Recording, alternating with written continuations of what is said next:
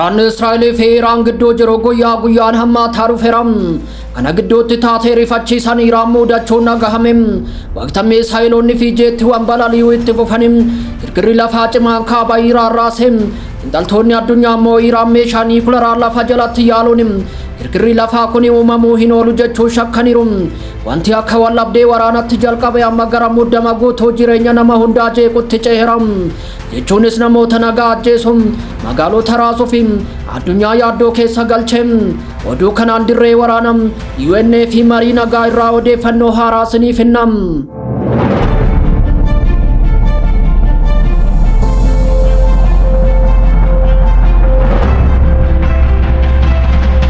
Waqtii waraanni Iraan fi Israa'el hammaatee jiru kanatti girgirri lafaa Iraan rukute. Taateen kun jimaata gara galgalaa kaaba Iraan naannoo magaalaa Seemnatti mudate. Gaazexaan Iraan Tasniim Niwus akka gabaasetti girgirri lafaa kun reektar iskeelii 5.2 fi gadi fageenya kiiloomeetira 10 galmeessise. Kunis kan ta'e yeroo Iraan haleellaa misaa'ilaa Israa'elitti dhukaasuu itti fuftetti yoo ta'u, haleellaan Iraan yeroo dhiyootti raawwatte kutaalee Israa'el adda addaa irratti miidhaa guddaa geessise.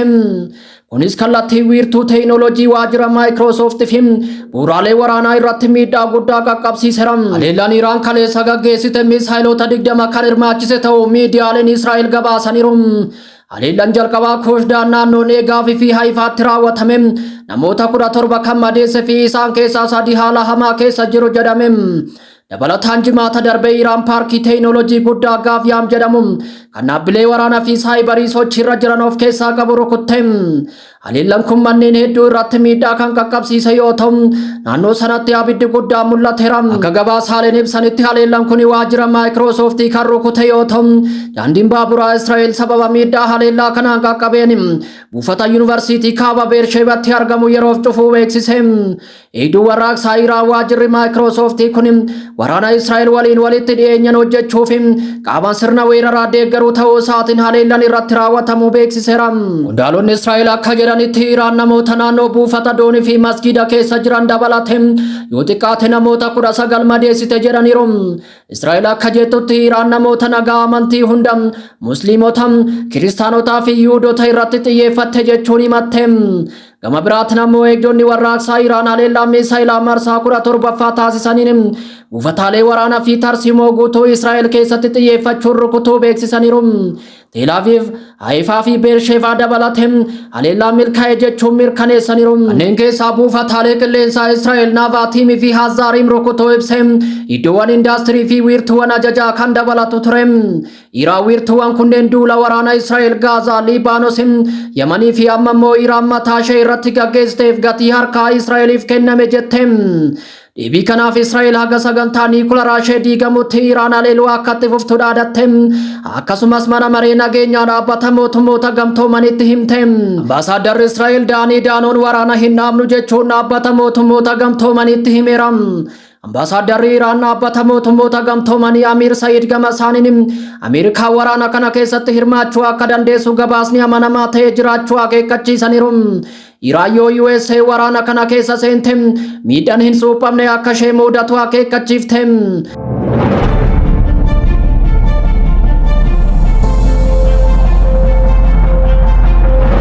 Gama dippiloomaasiitiin ministeerri dhimma alaa Iraan Abbaas Argaachii hooggantoota Awurooppaa waliin Swiizerlaand Jeeneevaatti mari'ataniiru.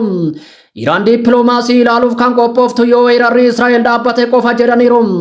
Gama biraan ammoo humnoonni Awurooppaa, Faransaay, UK fi Jarmanii irraa hirmaatanii Iraan dhukaasa dhaabuu osoo hin eegin hatattamaan gara marii niikuleeraa akka deebitu gaafataniiru. Kanuma waliin walqabatee Iraaq immoo walgahii mana maree nageenyaa dhaabbata mootummoota gamtoomanii irratti Israa'el himatte. Xiyyaaronni waraanaa Israa'el 50 ta'an naannoo qilleensaa ishee sarbuu ibsite. Magaalota qulqulluu akka Najaaf fi Kaarbaallaa irratti balali'uun deebii uummataa cimaa kakaasuu akka danda'u akeekkachiifte. Gama biraan gidduu kana Israa'el keessatti jireenyi haalaan jijjiirameera. Lammiileen Israa'el hedduun bakka boombii itti baqatan keessa jiraachaa kan jiran yoo ta'u, gariin ammoo bidiruudhaan gara Giriik fi Qophiroositti baqachaa jiru. Maallaqa guddaa namoota kontiroobaandistootaaf kaffalaa jiru. Ayatollah Ali Khamenei dabalatee hooggantoonni Iraan duulli kun haga Israa'el adabamtutti akka itti fufu dhaadatanii ture. Iraan haleellaa Israa'el raawwatteen ajajoota waraanaa fi namoota nagaa dhibbaan lakkaa'aman dhabde. Deebii kanaaf Ali Khamenei ajajoota haaraa muuduun karra Siyool akka banu waadaa gale.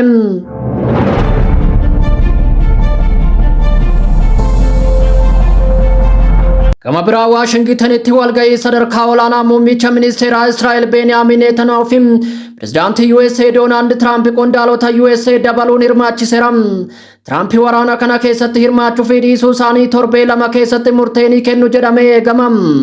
Furmaata dippiloomaasii filachuun Iraan meeshaa niikuleeraa akka hin argannee fi haga barbaachisu socho'uuf murteessuu hime.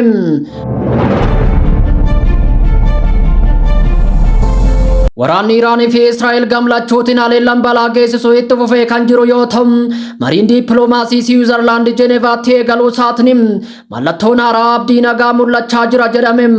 Dippiloomaatonni olaanoo Faransaay, UK fi gamtaa Awurooppaa irraa dhufanii kaleessa galgala aangoota Iraan waliin Jenevaatti wal arganiiru. Jalqaba walga'iitti wallabdee uumameef gamlachuu komiin kan ture yoo ta'u, boqonnaa booda garuu marii sun caalatti gaarii ta'e jedhame.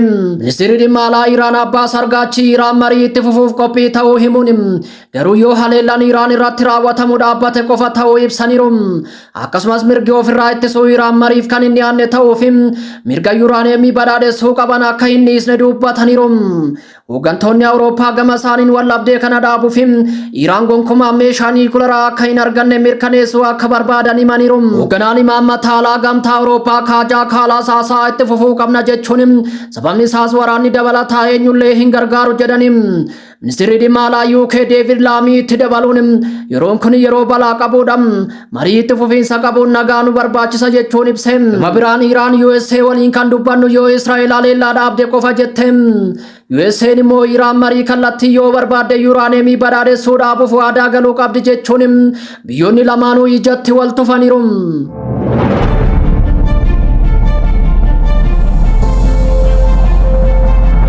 Kuni kanumaan osoo jiru biyyoonni lamaanuu haleellaa cimaa wal jijjiiruu cimsaniiru.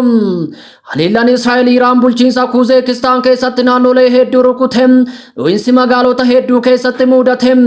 Haleellaa Iraan taasifteen immoo magaalota akka Haifaa, Teel Aviv fi Beershabaa keessatti dhaabbileen teekinooloojii fi buufataalee waraanaa haleelamuun gabaafameera. Wallabdeen kun itti fufee waan jiruuf lammiileen Ameerikaa 25,000 ol ta'an ministeera dhimma alaa Ameerikaa qunnamuun gargaarsa yookiin odeeffannoo gaafataniiru. Hedduun isaanii akkamitti Israa'el yookiin Iraan gadhiisanii akka bahan yaaddoo keessa jiru. Ameerikaan namoota Iraan keessaa baasuuf karoora hin qabu jette. Garuu lammiileen Ameerikaa balallii waraanaa fi chaartaraan Israa'el keessaa akka bahan gargaaruuf hojjechaa jirti.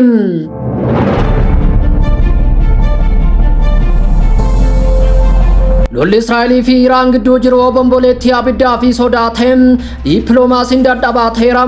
Misaayiloonni kufanii namoonni gaaddisa argachuuf yeroo fiigan hooggantoonni waa'ee nagaa dubbatu.